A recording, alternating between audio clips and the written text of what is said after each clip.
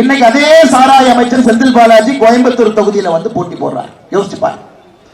கிட்டத்தட்ட 1.5 ஆண்டுகளாக தலைமறைவாக இருந்தவருடைய தம்பி அசோக் கரூர்ல திமுகவினுடைய டம்பி கேண்டிடேட்டாக அங்க அவரும் வேட்புமனு கொடுத்திருக்கிறார். கடந்த 5 ஆண்டுகள்ல டாஸ்மாக் விற்பனையை பாருங்க. 2021 36,000 கோடி, அடுத்த வருஷம் 44,000 கோடி, அடுத்த வருஷம் 46,000 கோடி, போன ஆண்டு 48,000 கோடி, இந்த ஆண்டு 51,000 கோடி. தமிழகத்தில் எது உயர்வதோ இல்லையோ மது விற்கிறது உயர்வு. முதலமைச்சர் அவரே உங்களுக்கு கண்ணு இருக்கா இல்ல கண்ணு குருடா? ஸ்டாலின் அவர்கள் முதலமைச்சர் இருக்கிறீங்க, இதெல்லாம் கண்ணு வச்சுதான் பாக்குறீங்களா?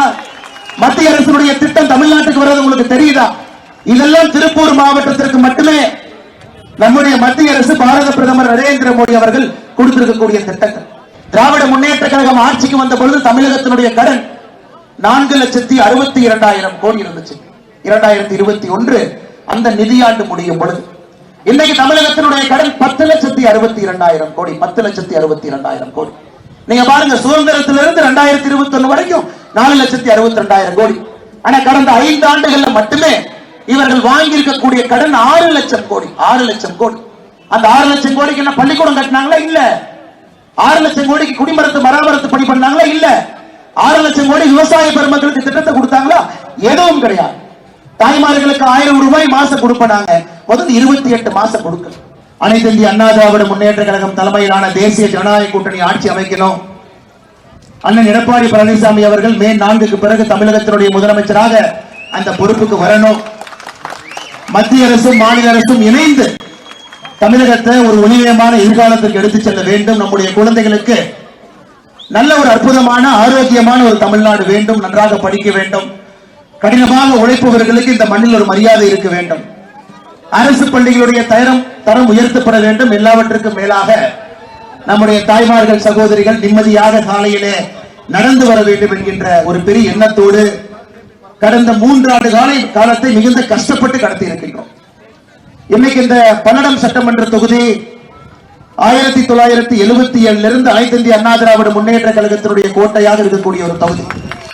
என்று பாரதிய ஜனதா கட்சியினுடைய தலைவர்கள் தொண்டர்கள் எல்லாம் இணைந்து இது இந்த தேர்தலிலும் கூட ஒரு மிகப்பெரிய வாக்கு வித்தியாசத்தில் அண்ணன் கே பி பரமசிவம் அவர்கள் 2026 சட்டமன்ற தேர்தலில் வெற்றி பெற்று பலரும் மக்களுடைய குரலாக இருப்பார்கள். விவசாய பெருமக்களுடைய குரலாக இருப்பார்கள்.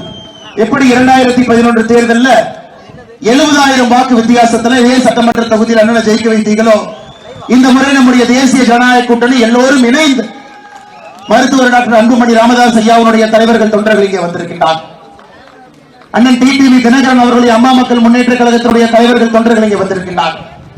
மிக கடுமையாக உழைக்கக்கூடிய பாரதிய ஜனதா கட்சியினுடைய தலைவர்கள் தொண்டர்கள் இங்கே இருக்கின்றனர். இந்த முறை நாம் எல்லோரும் கூட அது பாரதிய ஜனதா கட்சி அந்த தொகுதியில் இருந்தாலும் சரி, நம்முடைய கூட்டணி நண்பர்கள் இருந்தாலும் சரி, நாம் நம்முடைய கட்சியில் இருப்பதை போல்தான் வேலை பார்ப்போம். எல்லா இடத்திலும் கூட நம்முடைய ஆதரவை கொடுப்போம்.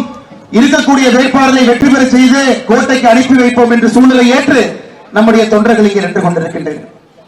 அருமை சொந்தங்களே, இதே பல்லடத்தில் கடந்த 2-3 ஆண்டுகளாக கொடூரமாக நடந்த கொலைகளை உங்களுக்கு இந்த நேரத்தில் ஞாபகப்படுத்த வேண்டியது என்னுடைய கடமை. ஏன்னா அந்த 2 இடத்திற்கும் கூட தனிப்பட்ட முறையில் நான் சென்றிருந்தேன். செப்டம்பர் மாதம் 2ஆம் தேதி 2023 தன்னுடைய விவசாய தோட்டத்தில் மது அருந்தவங்களை தட்டி கேட்ட நம்முடைய பொங்கலூர் பஞ்சாயத்து மேற்கு ஒன்றிய மாதாப்பூர் தமிழக பாரதிய ஜனதா கட்சியினுடைய பஞ்சாயத்து கிளை தலைவர் சகோதரன் மோகன்ராஜ் அவங்க தட்டி கேட்டாங்க. அப்ப 4 பேர் கொண்ட கொடூர கும்பல் மோகன்ராஜை வெட்டி கொலை பண்ணாங்க, தம்பியை வெட்டி கொலை பண்ணாங்க, அம்மா வெட்டி கொலை பண்ணாங்க, சித்தியை வெட்டி கொலை பண்ணாங்க. 4 பேரை வெட்டி கொலை பண்ணாங்க. அந்த வீடுகளுக்கு சென்ற பொழுது 3 பச்சிளம் குழந்தைகள் தந்தை தாயை இழந்து விட்டு அமர்ந்து கொண்டிருந்தார். அப்ப நம்ம கேட்ட ஏன் அது நடந்தது? விவசாய தோட்டத்துல எப்படி சாராயம், பாக்கெட் சாராயம் வெளியே வந்தது? அதை எப்படி தோட்டத்துல வந்து குடிக்கிறாங்க? ஒரு விவசாயம் செய்யக்கூடிய மனிதர் நம்ம தோட்டத்துல குடிக்காதீங்கன்னு சொன்னதற்கு அவர் கிடைத்த பதில் வெட்டி சாய்த்து கொலை செய்யப்பட்டார். அது மட்டுமில்லை அருமை சொந்தங்களே, இதே பல்லடத்துல சேமலகவுண்டம்பாளையத்துல கடந்த நவம்பர் 29ஆம் தேதி 2024 3 பேர் தோட்டத்துல கொடூரமாக வெட்டி படுகொலை செய்யப்பட்டார்கள். தெய்வ சிகாமணி அலமையில அவருடைய மகன் செந்தில்குமார், அப்பா அம்மா பையன் 3 பேர் கொலை செய்யப்பட்டு அதன் பிறகு நாம் எல்லாம் உண்ணாவிரதம் இருந்து சட்டம் ஒழுங்கெல்லாம் சந்தி சிரித்து அதன் பிறகு குற்றவாளியை கைது செய்தார்கள். 13 கொலைகள் கிராமப்புறத்துல ஓட்டு வீட்டுல ஒதுக்குப்புறமாக இருக்கக்கூடிய வீட்டுல 13 கொலைகள் செய்த ஒரு கும்பலை பிடிச்சார். இந்த தொகுதியில் இந்த 2 மட்டுமே ஒரு சாட்சி. சட்டம் ஒழுங்கு எவ்வளவு கேவலமாக கடந்த 5 ஆண்டு காலத்துல முதலமைச்சர் திரு ஸ்டாலின் அவர்கள் வைத்திருக்கின்றார் என்பதற்கு இது ஒன்று மட்டுமே சாட்சி. கொடூரமான கொலைகள். ஒரு சட்டம் ஒழுங்கினுடைய கொலையும் கூட அதற்கு முன்பு நடந்த கொலையை விட மிக கொடூரமானது. கடந்த 5 ஆண்டுகள்ல தமிழகத்தில் நடந்த கொலையோட எண்ணிக்கை மட்டுமே 8008. கடந்த 5 ஆண்டுகள்ல தமிழகத்தில் நடந்த கற்பழிப்பு பாலியல் சம்பவங்கள் மட்டுமே 2080. கடந்த 5 ஆண்டுகள்ல தமிழகத்தில் நடந்த போக்சோ கொலைகள் 18 வயதுக்கு குறைவாக இருக்கக்கூடிய குழந்தைகள் மீது நடக்கப்பட்ட பாலியல் வன்முறை, நான் சொன்னதை கொஞ்சம் மனசை தேத்திட்டு கேளுங்க, 39,999. 8008 கொலைகள், 2080 பாலியல் தாக்குதல்கள், 39,900 போக்சோ குற்றங்கள். கூட்டி கழிச்சு பாருங்க. தமிழகத்தில் ஒரு நாள் கூட, தமிழகத்தினுடைய எந்த ஒரு பகுதியும் கூட நிம்மதியாக இருந்தார்கள் என்பது சரித்திரம் கிடையாது. சென்னையில போனீங்கன்னா பேட்டை ரவுடிகளுடைய கொலை, ஆணவ படுகொலைகள். தென் தமிழகத்திற்கு போனீங்கன்னா ஜாதி வன்முறைகள், படுகொலைகள். கொங்கு பகுதிக்கு வந்தீங்கன்னா தோட்டத்து காட்டில வயதான தம்பதிகளை குறிவைத்து கொலைகள். அதே போல சாராயத்தை குடித்து விட்டு பொது இடத்துல யாராவது ஒருவர் தட்டி கேட்டாலும் கூட அவர்கள் மீது நடத்தப்பட்ட கொலைவெறி தாக்குதல்கள். இதையெல்லாம் பார்த்து பார்த்து சோர்ந்து போய் இந்த முறை நிச்சயமாக திராவிட முன்னேற்ற கழகத்தினுடைய ஆட்சி நமக்கு வேண்டாம்.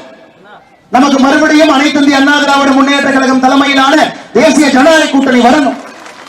தினந்தோறும் பாரத பிரதமர் நரேந்திர மோடி ஐயாவோடு சண்டை போடக்கூடிய கட்சி வேண்டாம். எதற்கெடுத்தாலும் கூட வாய்க்கால் வரப்பு சண்டையை போடுவது போல தமிழக அரசும் மத்திய அரசும் தேவையில்லாம தமிழக அரசு வம்புக்கு எடுத்து சண்டை போட்டுக் கொண்டிருக்கின்றார்கள். இதுல பாதிக்கப்படுறவங்க யாருன்னு கேட்டீங்கன்னா சாதாரணமாக இருக்கக்கூடிய பொதுமக்கள். அது மட்டும் இல்லை அருமை சொந்தங்களே, இன்னைக்கு FL2 நம்ம சொல்றோம். ஒரு தனியார் பார் நடத்தி அதிலே மதுபானத்தை ஸ்டாக் வைத்து விற்கக்கூடிய FL2 என்று சொல்லுகின்றோம். 2021 அனைத்து இந்திய அண்ணா திராவிட முன்னேற்ற கழகத்தினுடைய ஆட்சி முடியும் பொழுது தமிழகத்தில் மொத்தமா கொடுத்த FL2 லைசன்ஸ் 373. அவ்வளவுதான். மொத்தமா தமிழ்நாட்டில் 373 லைசன்ஸ் தான் அது வரைக்கும் கொடுத்திருந்தோம். திமுகவினுடைய ஆட்சி வந்த பிறகு தனியார் பார் லைசன்ஸ் மட்டுமே கடந்த 5 ஆண்டுகள்ல 403 லைசன்ஸ் கொடுத்திருக்கிறார். சுதந்திரத்திற்கு பிறகு மொத்தமா தமிழ்நாட்டில் 373, கடந்த 5 ஆண்டுகள்ல மட்டும் 403. கொங்கு பகுதியில மட்டும் கோயம்புத்தூர் திருப்பூர் மாவட்டத்தில் மட்டுமே இந்த 103ல 119 லைசன்ஸ் இந்த 2 மாவட்டத்தில் மட்டுமே. கண் முன்னால் ஒரு இளைய சமுதாயம் சீரழிவதை பார்த்துக் கொண்டிருக்கின்றோம். கண் முன்னால் கோயம்புத்தூர்ல ஆரம்பித்து அங்க நடக்கக்கூடிய பாரில் இருந்து, திருப்பூர் நடக்கக்கூடிய பாரில் இருந்து இளைய சமுதாயம் எத்தனை லைசன்ஸ்? 119 லைசன்ஸ். தாய்மார்கள் எல்லாம் வாக்குப்பட்டியல வாக்கு செலுத்தும் பொழுது யோசனை செய்யும். எந்த அளவுக்கும் இல்லாம ஒரு பார் லைசன்ஸுக்கு 50 லட்சம் 60 லட்சம் பணம் வாங்கிக்கிட்டு 119 லைசன்ஸ் இந்த 2 மாவட்டத்தில் மட்டுமே கொடுத்திருக்கிறாங்க. இன்னைக்கு அதே சாராய அமைச்சர் செந்தில் பாலாஜி கோயம்புத்தூர் தொகுதியில வந்து போட்டி போடுறார். யோசிச்சு பாருங்க. கிட்டத்தட்ட 1.5 ஆண்டுகளாக தலைமறைவாக இருந்தவருடைய தம்பி அசோக் கரூர்ல திமுகவினுடைய டம்பி கேண்டிடேட்டாக அங்க அவரும் வேட்புமனு கொடுத்திருக்கிறார். கடந்த 5 ஆண்டுகள்ல டாஸ்மாக் விற்பனையை பாருங்க. 2021 36,000 கோடி, அடுத்த வருஷம் 44,000 கோடி, அடுத்த வருஷம் 46,000 கோடி, போன ஆண்டு 48,000 கோடி, இந்த ஆண்டு 51,000 கோடி. தமிழகத்தில் எது உயர்வதோ இல்லையோ மது விற்கிறது உயர்வு. இன்னைக்கு நம்முடைய தாய்மார்கள் இங்கே வந்திருக்கின்றார்கள். எல்லாத்தையும் பார்த்துக்கிட்டு இருக்கிறாங்க, அமைதியா பார்த்துட்டு இருக்கிறாங்க. தேர்தல் நாள் என்று பேசுவோம் என்கின்ற ஒரு அமைதியாக நின்று கொண்டிருக்கின்றார்கள். எவ்வளவு மது எல்லா பக்கம். அது FL2 லைசன்ஸ், பிரைவேட் பாரில் ஆரம்பித்து ரோட்டோர கடையில் இருக்கக்கூடிய டாஸ்மாக் வரை அனைத்து இடத்திலும் கூட தமிழகத்தை கெடுத்து குட்டிச்சவராக்கி விட்டு முதலமைச்சர் அவர்கள் ஊராக போய் பொய் சொல்லிக் கொண்டிருக்கின்றார்கள். மத்திய அரசு தமிழ்நாட்டுக்கு எதுவுமே கொடுக்கல பாருங்க, எதுவுமே கொடுக்கலன்னு முதலமைச்சர் அவர்கள் ஊராக போய் சொல்லிக் கொண்டிருக்கிறார். பாரதிய ஜனதா கட்சி எதுவும் கொடுக்கல. வெறும் நம்ம திருப்பூர் மாவட்டத்துக்கு மட்டுமே பாருங்க. திருப்பூர் மாவட்டத்திற்கு மட்டுமே மத்திய அரசு கொடுத்திருப்பது பல்லடத்தினுடைய நவீன நெசவு பூங்கா 22 கோடி, திருப்பூர் ரயில் நிலைய மறுசீரமைப்பு பணிகள் 23 கோடி, தேசிய நெடுஞ்சாலை கோவை திருப்பூர் கரூர் இடையிலான சாலை பணிகள் 322 கோடி, 5 லட்சம் ரூபாய் மருத்துவ அட்டை வைத்திருக்கக்கூடிய திருப்பூர்ல மட்டுமே பயன்படுத்துறவங்க 2,04,691 பேர். ஜல்ஜீவன் திட்டம் மூலமாக வீடு வீட்டுக்கு குழாய் மூலமாக குடிநீர் திருப்பூர் மாவட்டத்தில் மட்டுமே 4,30,121 கனெக்ஷன். பிரதமருடைய மலிவு விலை மக்கள் மருந்தகம் 80% ஒரு தனியார் மருந்து கடை வரை உங்களுக்கு விலை குறைவாக கிடைக்கும் தரமான மருந்து. திருப்பூர் மாவட்டத்தில் மட்டுமே 46 மருந்து கடை. உஜ்வாலா திட்டத்தின் கீழ் விலையில்லாத எரிவாயு இணைப்புகள் 55,617. MSME சிறு குறு கடன் திருப்பூருக்கு மட்டுமே 21,317 கோடி MSME கடன். முத்ரா கடன் திருப்பூருக்கு மட்டுமே 7,354 கோடி.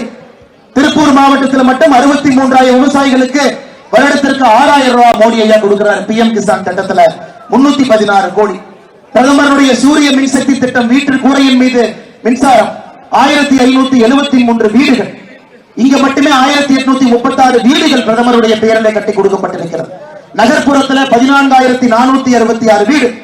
பிரதமருடைய வேலை வாய்ப்பு திட்டத்தில் இங்க மட்டுமே 180 சிறு குறு நிறுவனத்திற்கு 32 கோடி ரூபாய் கடனும் 10 கோடி ரூபாய் மானியமும்.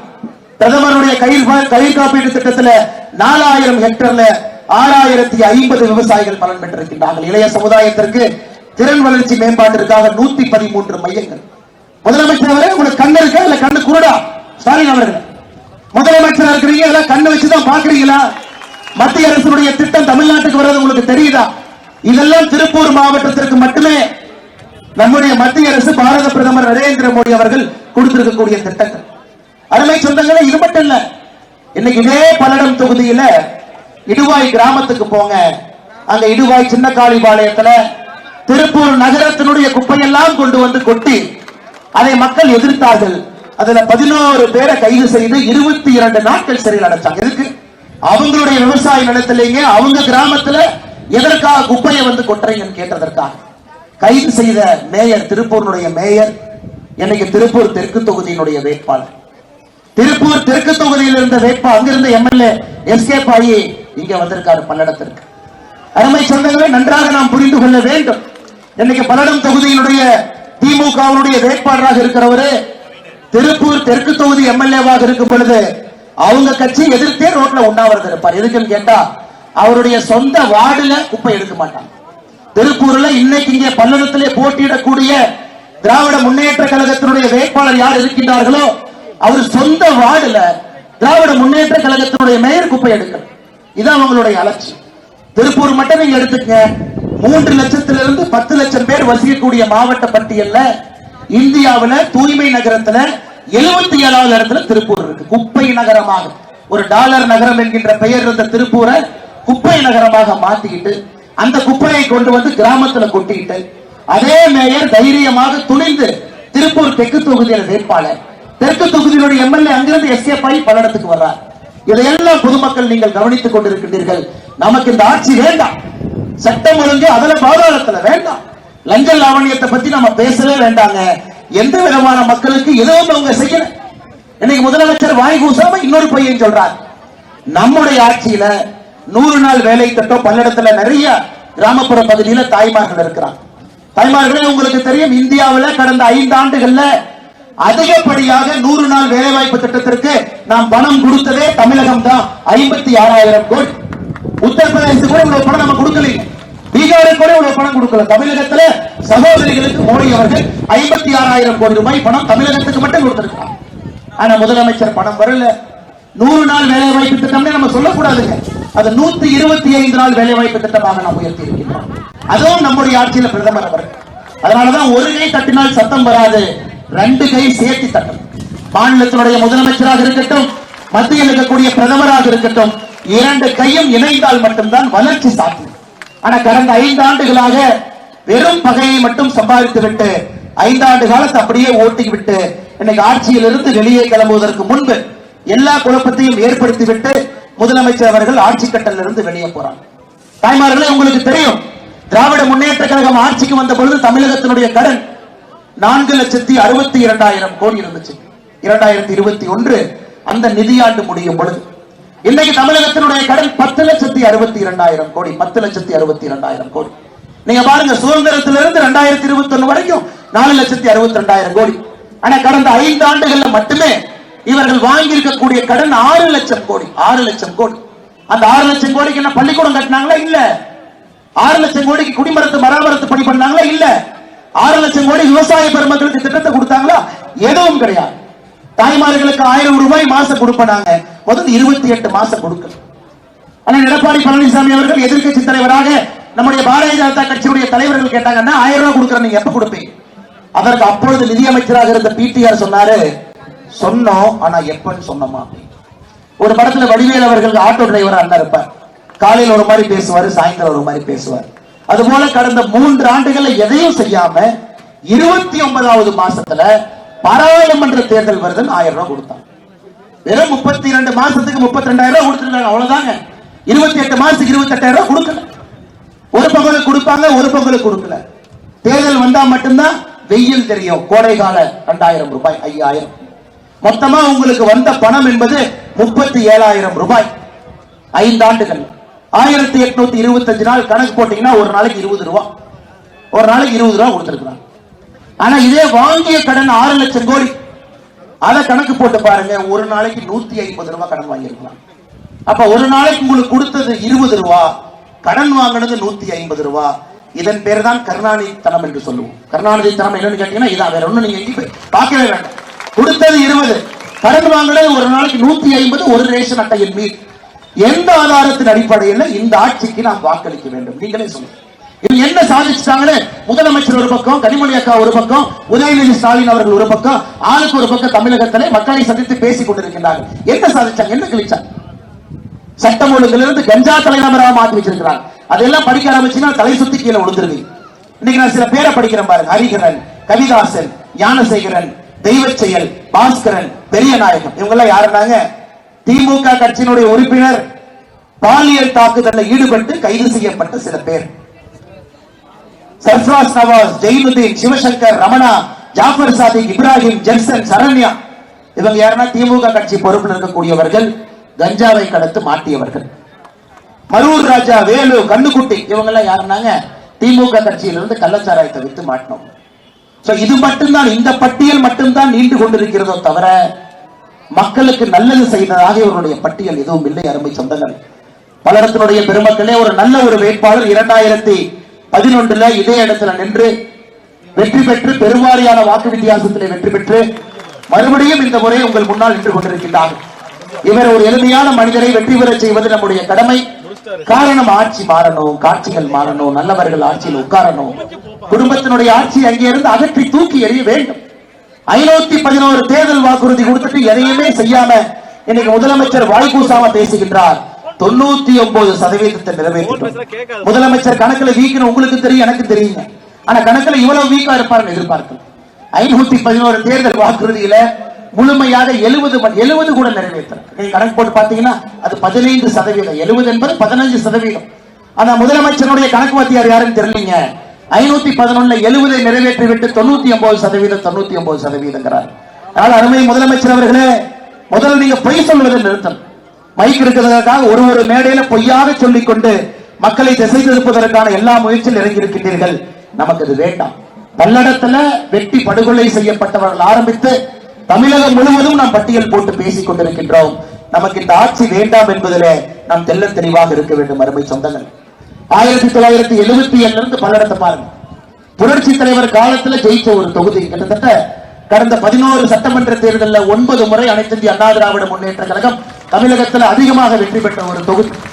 புரட்சி தலைவர் காலத்திலிருந்து புரட்சி தலைவி அம்மா காலத்தில் ஆரம்பித்து தொடர்ந்து 2011 அண்ணன் ஜெயிச்சதிலிருந்து வரிசை எடுத்தீங்கன்னா 2001 பல்லடத்தினுடைய மக்கள் அனைத்து இந்திய அண்ணா திராவிட முன்னேற்ற கழகத்தை, தேசிய ஜனநாயக கூட்டணியை கைவிடவே இல்லை, தொடர்ந்து இருக்கிறார். ஆனா இன்னைக்கு பாரதிய ஜனதா கட்சியினுடைய தலைவர்கள், தொண்டர்கள் மிக ஒரு அண்ணன் தம்பிகளாக நம்முடைய கூட்டணி கட்சியோடு நின்று கொண்டிருக்கின்றார். அண்ணா இந்த முறை என்னன்னா இன்னும் பெரிய மார்ஜின்ல நாங்க இந்த பாரதிய ஜனதா கட்சி தலைவர்கள், தொண்டர்கள் இருக்கின்றோம். நாங்கள் பார்த்துக் கொள்கின்றோம். அண்ணன் KP பரமசிவம் அவர்கள் நீங்க நிம்மதி அறிக்கை சொல்லுங்க என்று சொல்லும் அளவுக்கு நம்முடைய தலைவர்கள், தொண்டர்கள் இங்கே நின்று கொண்டிருக்கின்றார்கள். அருமை சொந்தங்களே, நம்முடைய பாரதிய ஜனதா கட்சியினுடைய இலக்கு மிக தெளிவாக இருக்க வேண்டும். திராவிட முன்னேற்ற கழகத்தை அகற்றணும். நம்ம ரொம்ப தெளிவா இருக்கணும். பாரத பிரதமர் நரேந்திர மோடி அவருடைய ஆட்சியினுடைய நல்ல திட்டங்கள் தங்கு தடையில்லாம சாலையோர வியாபாரி அக்காவுக்கு வரணும், ஒரு கடைக்கார அண்ணனுக்கு வரணும், சிறு குறு தொழில் பண்றவங்களுக்கு வரணும். அது கட்சியினுடைய தொண்டனையாக நம்முடைய தலையாய கடமை. அதற்கு இங்கே மத்திய அரசோடு இணைந்து செல்லக்கூடிய ஆட்சி வேண்டும். எல்லா திட்டங்களையும் கொண்டு வரக்கூடிய நம்முடைய NDA ஆட்சி வேண்டும். இன்னைக்கு மகளிர் உரிமை தொகை பாருங்க, 1000 ரூபாயிலிருந்து நம்முடைய NDA 2000 ரூபாயாக உயர்த்தப்படும் என்கின்ற நம்பிக்கை உங்களுக்கு கொடுத்திருக்கின்றோம். இது 28 மாதம் கழித்து போடக்கூடிய கையெழுத்து கிடையாதுங்க. முதல் நாள்ல போடக்கூடிய கையெழுத்து. ஆண்டுக்கு 3 முறை விலையில்லாத சமையல் சிலிண்டர் என்னுடைய தாய்மார்களுக்கு வர இருக்கிறது. அதுவும் நம்முடைய என்டிஏ வாக்குறுதி. 5 லட்சம் மகளிர்களுக்கு இருசக்கர வாகனம் வாங்க 25,000 ரூபாய் மானியத்தை நம்முடைய அரசு என்டிஏ அரசு கொடுக்க இருக்கிறது. அதுவும் உங்களுக்கு நாம் கொடுக்கக்கூடிய ஒரு வாக்குறுதி. விலையில்லாத பிரிட்ஜ் ஒரு குடும்பத்திற்கும் கூட நம்முடைய அண்ணன் எடப்பாடி பழனிசாமி அவர்கள் உத்தரவாதம் கொடுத்திருக்கின்றார்கள். அதுவும் உங்களுக்கு வர இருக்கிறது. அருமை சொந்தங்களே, மிக முக்கியமாக கஞ்சா இல்லாத தமிழகத்தை உருவாக்குவதற்காக ஒரு சிறப்பு டாஸ்க் போர்ஸ் முதலமைச்சருடைய நேரடி கண்காணிப்பில் இருக்கும் என்கின்ற உத்தரவாதத்தையும் கூட உங்களுக்கு நாம் அளித்திருக்கின்றோம். அருமை சொந்தங்கள், திராவிட முன்னேற்ற கழகத்தினுடைய அரசுல கடந்த 5 ஆண்டு காலில் எவ்வளவு விலை ஏற்றி வச்சிருக்கிறாங்க. எவ்வளவு விலை, பால் விலையிலிருந்து ஆரம்பித்து சர்க்கரை விலையிலிருந்து ஆரம்பித்து ஒன்னொன்னையும் யோசிச்சு பாருங்க. அதை தாண்டி நீங்கள் கட்டியிருக்கக்கூடிய வரியை யோசிச்சு பாருங்க. சொத்து வரியிலிருந்து, எலக்ட்ரிசிட்டி பில்லிலிருந்து, தண்ணீர் வரியிலிருந்து எவ்வளவு ஏற்றிருக்கிறாங்க. அதையெல்லாம் ஈடு செய்வதற்காக கருணை தொகையாக ஒரு குடும்பத்திற்கும் முதல் மாதத்துல 10,000 ரூபாய் கொடுக்கப்படும் என்கின்ற நம்பிக்கையும் நாம் கொடுத்திருக்கின்றோம். அருமை சொந்தங்கள், அதனால நம்ம குழம்பி போறதுக்கு ஒண்ணுமே இல்லை. புதிதாக எத்தனையோ பேர் வந்திருந்தாலும் கூட இந்த தேர்தலை பொறுத்தவரை பிங்கி பாங்கி தேர்தல் கிடையாதுங்க. திமுக வேண்டாம், நமக்கு அனைத்து இந்திய அண்ணா திராவிட முன்னேற்ற கழகம் தலைமையிலான தேசிய ஜனநாயக கூட்டணி வேண்டும். அவ்வளவுதான், முடிஞ்சு போச்சு. அதுக்கு மேல நாம இதை விஷப்பரீட்சை வைத்து பார்ப்பதற்குள்ள அது ஒரு தேர்தலே கிடையாது. பிங்கி பாங்கி எல்லாம் போட வேண்டாம். ஏன்னா இன்னைக்கு அண்ணன் கே பி பரமசிவம் அவர்கள் எங்க போய் பார்க்கலாம் நமக்கு தெரியும். ஆனா மத்த கட்சி, நாங்களும் எதிர்கட்சி என்று சொல்லக்கூடிய கட்சிகள் வேட்பாளர் எங்க இருக்கிறாங்கன்னே தெரியல. நேற்று வேட்புமனு தாக்கல் பண்ணிட்டு 4-5 பேர் ஓடியே போயிட்டாங்க. எல்லா கட்சி இப்படி போட்டோ எடுத்தான், இப்படி போட்டோ எடுத்தா, இப்படி போட்டோ எடுத்தா, இப்படி எடுத்தாங்க. 4 பேர் எஸ்கேப். அதனால நான் யாரை பத்தி நான் குறைவா சொல்லுங்க. எல்லாரும் அரசியல் களத்தில் இருக்கணும். ஆனா வாக்கு செலுத்தும் பொழுது நாம் தெளிவாக இருக்க வேண்டும். யார் வேண்டாம், யார் வேண்டும் என்கின்ற புரிதல் நம்ம தெளிவாக இருக்க வேண்டும். நமக்கு திமுக வேண்டாம், என்டிஏ வேண்டும் என்கின்ற புரிதல் நாம் இருக்கணும். அனைத்து இந்திய அண்ணா திராவிட முன்னேற்ற கழகத்தினுடைய வேட்பாளர் அண்ணன் கே பி பரமசிவம் அவர்கள் இந்த தொகுதியில பெரும் வாரியான வாக்கு வித்தியாசத்தை நீங்கள் அவரை வெற்றி பெற செய்ய வேண்டும் என்று அன்போடு சொல்லி, திருப்பூரை குப்பை நகரமாக மாற்றிவிட்டு அங்கிருந்து ஏவுகணையை போல இங்கே வந்திருக்கக்கூடிய திரு கே செல்வராஜன் அவர்களை நீங்கள் நிராகரித்து மறுபடியும் பேக் பண்ணி திருப்பூருக்கே நீங்கள் அனுப்பி வைக்க வேண்டும் என்று அன்போடு சொல்லி, இந்த அற்புதமான கூட்டத்திற்கு வந்திருக்கக்கூடிய எல்லா நம்முடைய தலைவர் தொண்டர்களுக்கு என்னுடைய நெஞ்சார்ந்த வாழ்த்துக்களை, வணக்கங்களை, மரியாதைகளை தெரிவித்துக் கொள்கின்றேன். நம்முடைய மாவட்ட தலைவராக இருக்கக்கூடிய அண்ணன் KCMB ஸ்ரீனிவாசன் அவர்கள் தலைமையில மிக சிறப்பாக பணியாற்றிக் கொண்டிருக்கக்கூடிய எல்லா மாவட்டத்தினுடைய மூத்த தலைவர்கள், துணைத் தலைவர்கள், மாவட்டத்தினுடைய பொதுச் செயலாளர்கள், செயலாளர்கள் எல்லோருமே இருக்கிறீங்க. அண்ணன் CP சுப்பிரமணியம், GKS பாலசுப்ரமணியம், மோகன்குமார் அவர்கள், எல்லா மூத்த தலைவர்களும் கூட நமக்கு தெரியும். நம்ம பாரதிய ஜனதா கட்சி கூட்டணிக்காக பணி செய்யும் பொழுது நம்முடைய கட்சியினுடைய பெயர் முக்கியம் கிடையாது. கூட்டணிக்கு முழு முக்கியத்துவம் கொடுத்து அவர்களை ஜெயிக்க வைப்பது மட்டும்தான் பாரதிய ஜனதா கட்சி தலைவர் தொண்டர்களுடைய தலையாய கடமை என்பதிலே நாம் முழுமையாக இருக்கின்றோம். இதற்கு முன்பு இதே தொகுதியில ஒரு அற்புதமான சட்டமன்ற உறுப்பினராக பணி செய்து மக்களுடைய அன்பை எல்லாம் பெற்றிருக்கக்கூடிய கரைப்புதூர் நடராஜன் அவர்கள் இங்கே நம்மோடு நின்று கொண்டிருக்கின்றார்கள். அவர்களுக்கும் என்னுடைய வாழ்த்துக்களை, வணக்கங்களை தெரிவித்து, மாவட்டத்தினுடைய அவைத் தலைவராக இருக்கக்கூடிய அண்ணன் சிவாச்சலம் அவர்கள் ஆரம்பித்து, சில்வர் வெங்கடாச்சலம் அண்ணன் ஆரம்பித்து, அனைத்து இந்திய அண்ணா திராவிட முன்னேற்ற கழகத்தினுடைய எல்லா மூத்த தலைவர்களும் நம்மோடு நின்று கொண்டிருக்கின்றார்கள். அவர்களுக்கும் என்னுடைய வாழ்த்துக்களை, வணக்கங்களை இந்த நேரத்தில் தெரிவித்துக் கொள்கின்றேன். அதே போல நம்முடைய கூட்டணி கட்சிகளுடைய எல்லா தலைவர்களும் இங்கே மிக பொறுப்புணர்வோடு முழு ஆதரவை கொடுத்து நின்று கொண்டிருக்கின்றார்கள். அம்மா மக்கள் முன்னேற்ற கழகத்தினுடைய மாவட்ட செயலாளர் சகோதரர் ஆனந்த் அவர்கள், தமிழ் மாநில காங்கிரஸ் மாநில செயலாளர் அண்ணன் வரதராஜ் அவர்கள், பாட்டாளி மக்கள் கட்சியினுடைய மாவட்ட செயலாளர் ரவிச்சந்திரன் அவர்கள், உழவர் உழைப்பாளர் கட்சியினுடைய மாநில தலைவர் சொல்லேரலூர் செல்லமுத்து ஐயா அவர்கள், மாவட்ட தலைவர் கட்சி சார்பற்ற விவசாய சங்கம் அருமையன் ஈஸ்வரன் அவர்கள், அவரும் இந்த குப்பை வழக்கில் கைது செய்யப்பட்டு பெரிய பிரச்சனைக்கு ஆளான ஒரு மனிதர், மாவட்ட செயலாளர் புரட்சி பாரதத்தினுடைய வீரபாண்டி செல்வம் அவர்கள், கொங்கு நாடு விவசாயிகள் சங்கத்தினுடைய மாநில பொதுச் செயலாளர் கொங்கு ராஜாமணி அவர்கள், அதே போல நம்முடைய கூட்டணி கட்சியினுடைய எல்லா தலைவர்கள் தொண்டர்களுக்கு இந்த நேரத்தில் என்னுடைய நெஞ்சார்ந்த வாழ்த்துக்களை, வணக்கங்களை தெரிவித்து, அருமை சொந்தங்களே, மிக தெளிவாக இருப்போம். 21ஆம் தேதி சாயந்தரம் 5 மணிக்கு பிரச்சாரம் முடியுதுங்க. 23ஆம் தேதி ஏப்ரல் முதல் ஆளாக சென்று பல்லடம் தொகுதியில இரட்டை இலை சின்னத்திற்கு நாம் வாக்களித்து, இரட்டை இலை சின்னத்துக்கு வாக்களித்து அண்ணனை பெருவாரியான வாக்கு வித்தியாசங்களை வெற்றி பெற செய்து சட்டமன்றத்துக்கு உங்களுடைய குரலாக, விவசாய பெருமக்களுடைய குரலாக நீங்கள் எல்லாம் அனுப்பி வைக்க வேண்டும் என்று சொல்லி, அருமை சொந்தங்களே, கடைக்கார நண்பர்களே, இந்த நிகழ்வு நடந்து கொண்டிருந்த பொழுது பெரிய இழிவு இருந்தாலும் கூட அதை பொருட்படுத்தாமல் இங்க இருக்கக்கூடிய பொதுமக்களே, உங்களுக்காகத்தான் இதை நடத்தி கொண்டிருக்கின்றோம். இந்த கட்சி நண்பர்கள் உங்களுக்காக நின்று கொண்டிருக்கின்றார்கள். உங்களுடைய பாதுகாப்பை உறுதி செய்வதற்காக நின்று கொண்டிருக்கின்றார்கள். உங்களுடைய குழந்தைகளுக்கு தரமான ஒரு கல்வியை கொடுக்க வேண்டும் என்பதற்காக நின்று கொண்டிருக்கின்றார்கள். ஆட்சி மாற்றத்தினுடைய அவசியத்தை தொடர்ந்து நாம் எல்லா இடத்துலயும் சொல்லிட்டு இருக்கிறோம். ஆனா எலெக்ஷன் நேரத்தில் நாம ஏமாந்து விடக்கூடாது. எலெக்ஷன் நேரத்தில் தெரிந்தும் தெரியாமலும் நாம அதை தள்ளி வைக்க கூடாது. முதல் கடமை அடுத்த 20 நாள் சொந்தக்காரங்களுக்கு சொல்லுங்க, உறவினர்களுக்கு சொல்லுங்க, வெளியூர்ல இருந்து வந்து ஓட்டு போட்டுட்டு போக சொல்லுங்க. யாரையும் விடாம இன்னைக்கு நம்முடைய அண்ணன் எடப்பாடி பழனிசாமி அவர்கள் மிக முக்கியமாக இந்த தொகுதிக்குட்பட்ட ஆனைமலை நல்லாறு திட்டத்தை மிக முக்கிய ஒரு திட்டமாக முன்னாடி வச்சிருக்கிறாங்க. உங்களுக்கு தெரியும், நாம் இதை பாராளுமன்ற தேர்தலிலிருந்து பேசிக் கொண்டிருக்கின்றோம். நமக்கு தேவை ஒரு ஆளுமையான ஒரு முதலமைச்சர் வரும் பொழுது மத்திய அரசோடு இணைந்து இந்த திட்டத்தை நம்ம செயல்படுத்திடலாம். அதனால முழுமையான நம்பிக்கை இருக்கு. இந்த பகுதியை சார்ந்த எடப்பாடி பழனிசாமி அவர்கள் ஆட்சி பொறுப்புக்கு வரும் பொழுது இது எல்லோருடைய கனவு திட்டமாக இருக்கக்கூடிய நீண்ட நெடுங்காலமாக கர்ம வீரர் காமராஜர் ஐயாவுடைய காலத்திலிருந்து பேசிக் கொண்டிருக்கின்றோம். இந்த திட்டத்தை இந்த 5 ஆண்டு காலத்தில் நாம் கொண்டு வருவதற்கான எல்லா முயற்சியும் எடுத்து அதை கொண்டு வந்தும் விடுவோம் என்று சொல்லி தேர்தல் வாக்குறுதியாக நாம் கொடுத்திருக்கின்றோம். அதனால் இந்த முறை நம்முடைய முதலமைச்சர் அதை செய்வார்கள். அதில் எந்த மாற்று கருத்தும் யாருக்கும் வேண்டாம் என்று சொல்லி அண்ணன் KP பரமசிவம் அவர்களுக்கு பெரும்பாலான வாக்கு வித்தியாசத்தில் ஆதரவு கொடுத்து மிக கடுமையாக உழைத்து அவர் வெற்றி பெற செய்ய வேண்டும் என்று பணிவன்போடு கேட்டுக்கொண்டு என்னை உரையை முடித்துக் கொள்கின்றேன். நன்றி வணக்கங்க.